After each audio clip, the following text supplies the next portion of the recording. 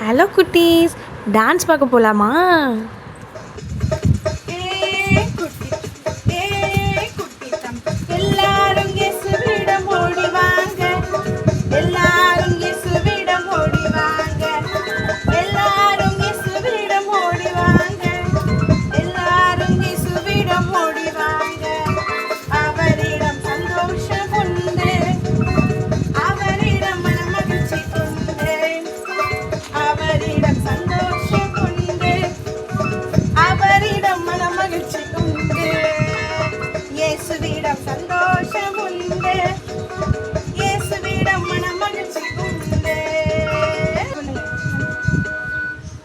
டான்ஸும் சாங்கும் உங்களுக்கு பிடிச்சிருக்கோன்னு நம்புகிறேன். இப்போ பப்பட் ஷோ பார்க்க போகலாமா?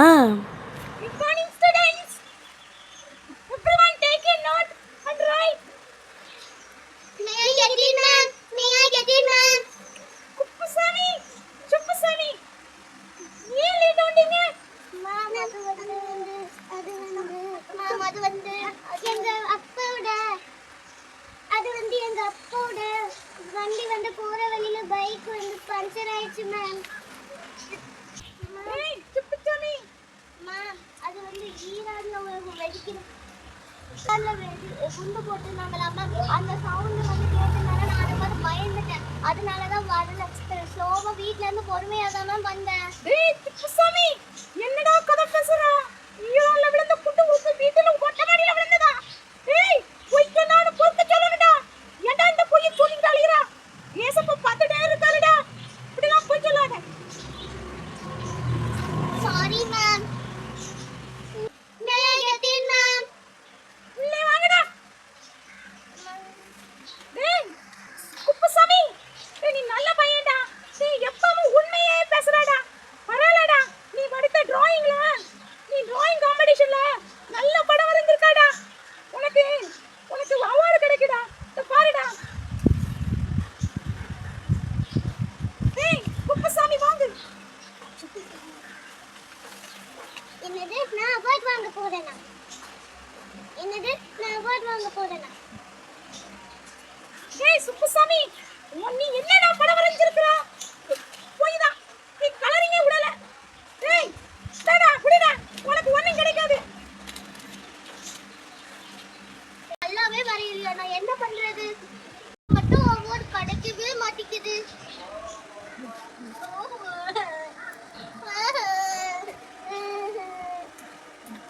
டேய் குப்புசாமி எங்க இருக்கீங்கடா? ஏய் எல்லா ஸ்டூடண்ட்ஸ் எங்கடா?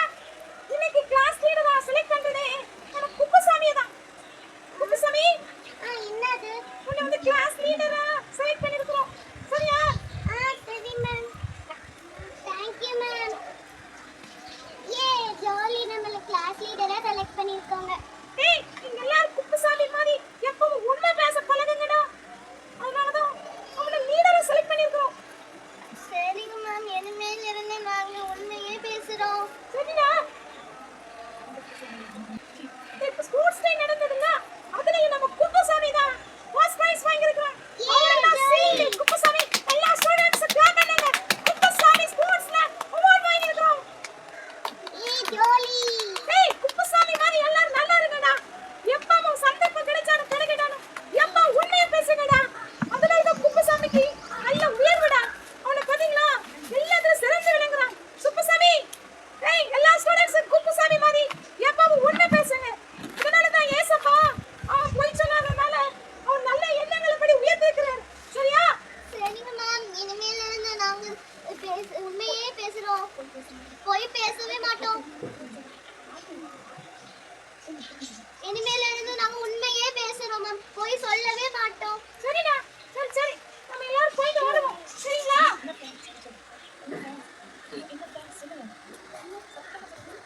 ஃப்ரெண்ட்ஸ், இந்த வீடியோ பாத்தீங்களா? நீங்களும் சந்திரப்பு சூழ்நிலையால பொய் சொல்லாதீங்க. எப்பவும் உண்மையே பேசுங்க. ஓகேவா? அடுத்த வாரம் உங்களை பார்க்கறேன். பாய். என்ன ஃப்ரெண்ட்ஸ், பப்பட் ஷோ ரொம்ப பிடிச்சிருந்துச்சா? நம்ம சந்தர்ப்ப சூழ்நிலை ஏற்பட்டால் கூட பொய் சொல்லக்கூடாதுன்னு கருப்பொருளோட பார்த்தோம். இப்போது நம்ம குட்டீஸு ஒரு மைண்ட் கேம் விளாடுறாங்க. அது என்னன்னு போய் பார்த்துட்டு வந்துடலாமா? சார் வரலாம் வரலாம் வரலாம்.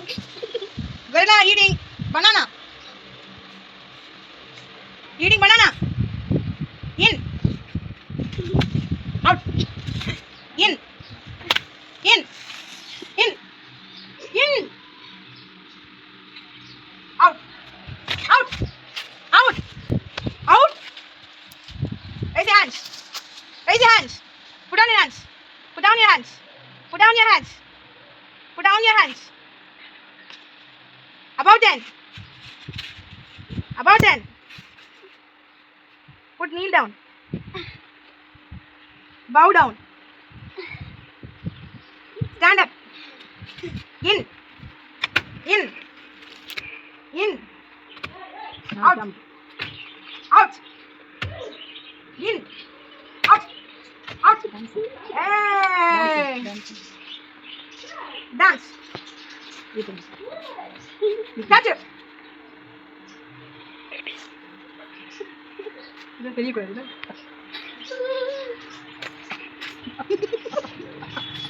ரெண்டு பேரும் அவுட். என்ன ஃப்ரெண்ட்ஸ், நம்ம கேம்ஸ் எல்லாம் பார்த்தீங்களா, ஜாலியாக விளையாடுறாங்கல்ல. இப்போது நம்ம பைபிள்லேருந்து ஒரு குட்டி ஸ்டோரி கேட்க போகிறோம். நீங்கள் ரெடியா? சரிங்களா? இப்போ யாக்கோபு என்ன செய்றாரு? பிரயாணம் பண்ணி போறாரு. எங்க பிரயாணம் பண்ணி போறாரு?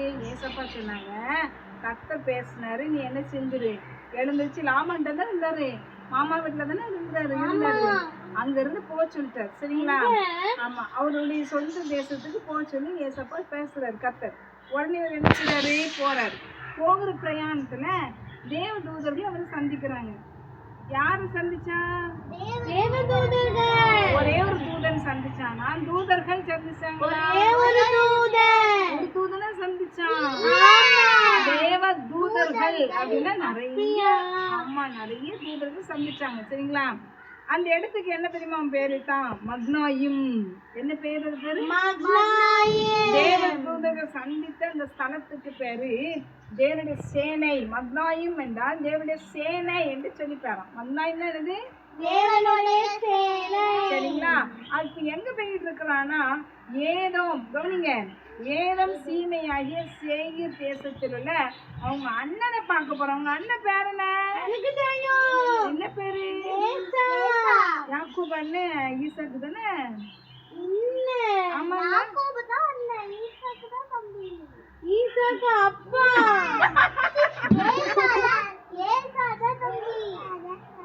ஈசாக்கு அப்பாமா இல்ல அண்ணனா? ஈசாக்கு அப்பா. அண்ணன் யாரு? அண்ணன் யாக்கோபா. தம்பி யாரு? யாக்கோபு யார சந்திக்க போறாரு? ஏசாவை சந்திக்க போறாரு. ஏசாவை சந்திக்க போனோம். ஏசா என்ன வரியில இருக்கிற? கொலை வரியில இருந்தது யாக்கோபுக்கு தெரியும். அப்படிதானே? அவர் எத்திட்டு ஏமாத்திட்டு வந்தாருன்னா, அப்ப கொலை வரியில இருந்தாருன்னா அவனை யாக்கோபுக்கு பயம் கொடுக்குது. என்ன பண்றாரு? ஒரு ஆளை கூட்டி, நீ எங்க அண்ணங்கிட்ட இந்த சேயீர் தேசத்துல எங்க அண்ணன் இருக்கிறான், அங்க போங்க, அங்க போய் சொல்லுங்க, நான் லாபன் டேபிள்னால அங்க இருந்தேன், இப்போ உன் தம்பி யாக்கோபு வந்துட்டு இருக்கிறான்னு சொல்லுங்கன்னு சொல்லி அவன் என்ன சொல்ல, எனக்கு எருதுகள், கழுதைகள், ஆடுகள், வேலைக்காரர், வேலைக்காரிகள் எல்லாம் எனக்கு கிடைச்சிச்சு, எனக்கு ஏசப்பா எல்லாம் தயவு பாராட்டி இருக்கிறாரு என்று சொல்லுங்கன்னு சொல்லி அனுப்பி விடுறான். உடனே என்ன செஞ்சுட்டாங்க? அந்த வேலைக்காரமே சேயீர் தேசத்துல ஏதோ ஏசாவை சந்திச்சு பேசிட்டு வர்றாங்க. வந்து நான் உங்க அண்ணன் போய் சொல்லிட்டோம், உங்க அண்ணன் உங்களை சந்திக்கு புறப்பட்டு வர்றாரு. 400 எத்தனை பேர்? 400 ஆட்கள். எத்தனை பேர் வந்துட்டு இருக்காங்களாம்? 400 பேரோட நினைச்சு உங்க அண்ணன் வந்துட்டு இருக்கிறாரு. 400 பேரோட உங்க அண்ணன் உங்களை எதிர்கொள்ள வரணும்னா யாக்கோபுக்கு பயம் கொடுத்துட்டு. ஏன் பயம் வந்துட்டு? அண்ணன் அடியாட்களை, அண்ணன் கவனிங்க, அண்ணன் அடியாட்கள் எல்லாம் கூட்டிட்டு வரான், பயமா இருக்கு, நம்மளை கொலை பண்ணிடுவான்னு சொல்லி பயந்து போய் என்னச்சுவான் தெரியுமா? ஏசா வந்து ரெண்டு பகுதி பிரிச்சிடும். ஒரு பகுதி மேல விழுந்துட்டுன்னா அவன் முறியடிச்சா வச்சுட்டாங்க, போதிட்டான்னா அவங்க செத்துருவாங்க. அந்த ஆட்க, வேலைக்காரங்க, மிருகங்கள்லாம் செத்துரும். அடுத்த ஒரு பகுதி நினைச்சு பிழைச்சிரும் அப்படின்னு நினைக்கிறான். அப்படி நினைச்சிட்டு அவன் நினைச்சுதான் பிரிக்க பாக்குறான். அவன் நினைச்சுறான் 2 பகுதியை பிரிச்சுட்டு நம்ம நினைச்சுறான் ஜோமம் பண்ண ஆரம்பிக்கலாம். ஆண்டவரே, என் ஆபிரகாமின் தேவனே, ஈசாக்கின் தேவனே, நீங்க திரும்பி போய் எங்க இனத்தோட போய் சேருன்னு சொன்னீங்களே, ஆனா நன்மை செய்வேன் தானே சொன்னீங்க, ஏசப்பா தேவன் இறங்குங்க அப்படின்னு சொல்லி. எனக்கு நான் எத்தனை அவன் எப்படி போனான்? கோலும் தடி, அந்த தடி தானே வச்சிருந்தான், கோல் தானே வச்சிருந்தான். வெறுங்கை கோல் மாதிரி நினைச்சுவான் போவான். எங்க போனான்? வெறுங்கை கோல் மாதிரி. அவன் மாமா வீட்டுக்கு போனானா? வெறுங்கை கோல் தானே போனான். திரும்பி வரும்போது 2 பரிவாரங்களோட வந்தானா. நிறைய கழுதை, ஒட்டகம், ஆடு, கிடாக்கள், வெள்ளாடு, செம்மறியாடு, நிறையா மிருகங்களோட 2 மனைவி, 2 வேலைக்காரி, 12 பிள்ளைகளோட, பொம்பளை பிள்ளை ஒரு பிள்ளையோட எல்லாம் சேர்ந்து வந்துட்டு இருக்கிறாங்க. அவ்வளோ செழிப்பான்ற ஆசிஸ்டர் யாரு? யாக்கோபா. எத்தனை பரிவாரம்? 2 பரிவாரம். 2 பரிவாரம் என்னது? 2 மாடு, ஆடு, குதிரையா? அப்புறம் கழுதை, ஒட்டகம், கிடா, செம்மறியாடு, வெள்ளாடு எல்லாம் கொண்டுட்டு வர்றாங்க. சரிங்களா? எத்தனை மனைவி? 4 மனைவி. 4 மனைவி, 2 வேலைக்காரி. 2 மனைவி, 2 வேலைக்காரி. எத்தனை பிள்ளைங்க? 12. ஒரு பொம்பளை பிள்ளை இருக்குதா? ஆமா 13.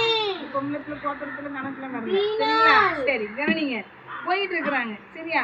இப்ப என்ன செய்யறான்? ஜோம் பண்ணிட்டு உடனே நினைச்சிடான், நம்ம எப்படியாவது நம்ம பிள்ளை ஆண்டுகிட்ட கேட்குறோம். ஏசா என்ன செய்றான்?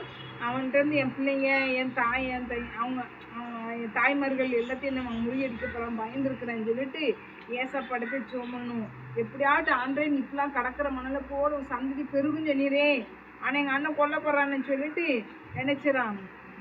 ஏசாவுக்கு நிறைய வெகுமதிகளை கொடுத்துருவான், பரிசு பொருளை கொடுத்துருவான். என்ன பரிசு பொருள் கொடுத்துட்டான்? அமிதா பேக்கரில் போய் 2 டஜன் கேக் வாங்கி, அந்த கடையில் போய் தம்மாடை வாங்கி, அடை 100 கால் பண்ண ஃபேமஸ் அடையை வாங்கி. அப்ப என்ன என்ன கொடுத்துருக்காங்க? இல்ல, அதெல்லாம் கொடுத்து விடல. 200 வெள்ளாடு, 20 வெள்ளாட்டு கடா, 200 செம்மறியாடு, 20 ஆட்டு கடா, பால் கொடுக்கிற 30 ஒட்டகம், அவங்களோட குட்டிகள் 40 கடாரி, 10 காளைகள், 20 கோழிகை கழுதைகள், 10 கழுத குட்டிகள். 200, 200, 10, 20 என்ன கொடுத்துடுறான். ஒரு பக்கம் கிடா, ஒரு பக்கம் காளைகள், ஒரு பக்கம் கழுதைகள், ஒரு பக்கம் கழுத குட்டி, ஒட்டகம் குட்டி நிறைய போகுது. இவ்வளோ கொடுத்துட்டு நீ என்னச்சிங்க அப்படியே எல்லாத்தையும் மந்த மல்லியாக கொண்டு போய் என்னச்சிங்க அவன்கிட்ட போய் இடம் விட்டு போங்க. என்ன இடம் விட்டு என்னச்சு ஒவ்வொரு மந்தையும் தனித்தனியாக ஒப்பிச்சு இடம் விட்டு என்னச்சிங்க ஓட்டி கொண்டு போங்க அப்படின்னு மேலே கரிஞ்சோம். உடனே நினைச்சிடான். அவன் எதிர்பட்டு வரும்போது இதெல்லாம் யாரோடதுன்னு கேட்பான். உடனே நீங்க சொல்லுங்க, உங்க இந்த மந்தனை யாரோடன்னு கேட்டா என்ன சொல்லணும்? யாரோடைய மந்தது? யாக்கோபுன்னு சொல்லுங்க. உடனே ஏசாக்கு என்ன செஞ்சாரு? கொடுத்து விட்டார் வெகுமதின்னு சொல்லுங்க. அவன் நினைச்சிடான். உடனே சரின்னு சொல்லி போயிட்டு இருக்காங்க. இன்னும் 2ஆம் 3ஆம் வேலைக்காரன்னு நினைச்சிடாங்க. அதுக்கப்புறம் அதே மாதிரி மந்தைகள் பின்னால் நினைச்சது எல்லாரும் நினைச்சாங்க. ஏசையை காணும்போது இப்படியே எல்லாம் சொல்லணும். அப்படி இடம் விட்டு ஒரு மந்தை, இடம் விட்டு ஒரு மந்தை அப்படின்னு 2-3 மந்தைகள் அனுப்புறோம். ஒரு மந்தைக்கு அவ்வளோ போல. சரியா?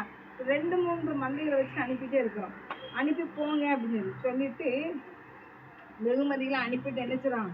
அப்பாடா அப்படின்னு சொல்லிட்டு ஜோமனை வரோம். எங்கே போய் எல்லாத்தையும் வெகுமதியெல்லாம் அன்ன ராத்திரி எல்லாம் செஞ்சுட்டு எல்லாத்தையும் ஒழுங்குபடுத்திட்டு எல்லாத்தையும் நினைச்சிடான். 2 மனைவி, 2 பணிவிடைக்காரிகள், 11 குமாரர், எல்லாத்தையும் இன்னொரு 11 குமாரர் தான். 12வது குமாரன் இடையில தான் பிறக்கும். சரிங்களா? எத்தனை குமாரர் இருந்தாங்க? 12வது பையன் வந்து இடையில பிரயாணத்துல தான் பிறக்கும்போது அவர் இறந்து அது அடுத்து வரும். சரிங்களா? 11 குமாரனோட பிறத்து போயிட்டு இருக்காங்க. என்ன ஒரு ஆற்றை கரையை கிடப்பாங்க யாக்கோப்பு. அது ஒரு ஆற்றை கடந்து போய் நைட்டோட நைட்டை நினைச்சிடான். போய் ஆண்டத்துக்கு அழுது சோம் பண்றான். எல்லாத்தையும் நினைச்சிடான். அக்கறை ஆற்றை விட்டு கடக்க பண்ணி அது எல்லாத்தையும் அக்கறை படுத்திட்டு தனிச்சு போய் நினைச்சுதான் ஜோம் பண்ணா. யாரு தனிச்சு போய் ஜோம் பண்ணா? யார்கிட்ட ஜோம் பண்ணா?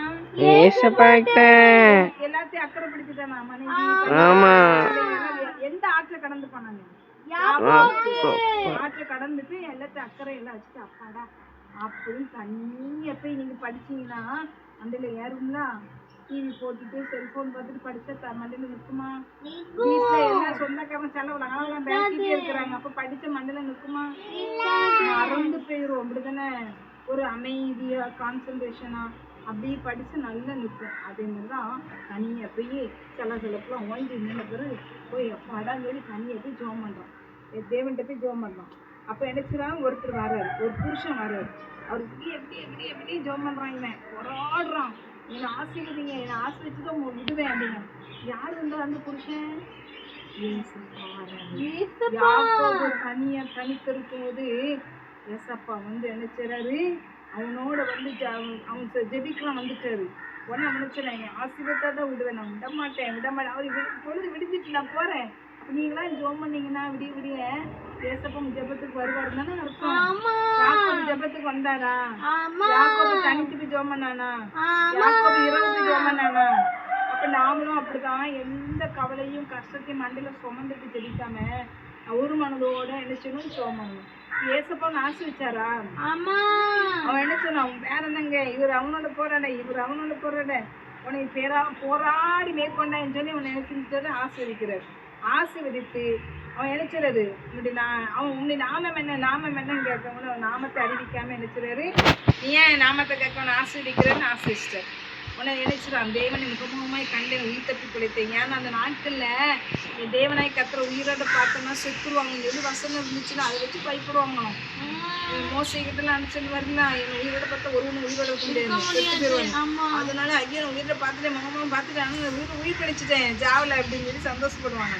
அப்ப என்ன செஞ்சாங்கன்னா உடனே அந்த இடத்துக்கு பேரு பெனியேல். என்ன பேரு? பெனியேல். இந்த இடத்துக்கு பேருட்டான். இப்ப பெனியேலை கடந்து போய் எனக்கு சூரியனா உதயமாச்சு. தேவனாய் கத்தனை ஆசீர்வதிச்சிட்டாரா? இப்ப எதுக்கு அவனுக்கு ஆசீர்வாதம் வேணும்? கழுதை இருக்கு, கடா இருக்கு, காளை மாடு இருக்கு, ஒட்டகம் இருக்குது, ஒட்டக குட்டி இருக்குது, கழுதை குட்டி இருக்குது, எல்லாம் இருந்ததுல. அப்ப என்ன ஆசீர்வாதம் கேட்டான்? சமாதானம். என்ன சமாதானம்? யாரு கோவப்படக்கூடாதுன்னு அவங்க அண்ணன் எங்கேயாண்டு இவனை கொலை பண்ணிடுவானோ, ஐயோ என் மனைவி பிள்ளைல கொண்டுருவானோ, என் சொத்து சொகலாம் அழிஞ்சிருமோ, இந்த மனைவியை கொண்டுருவானோ, அழகி ஒன்று பின்னாடி சொல்லுவான்.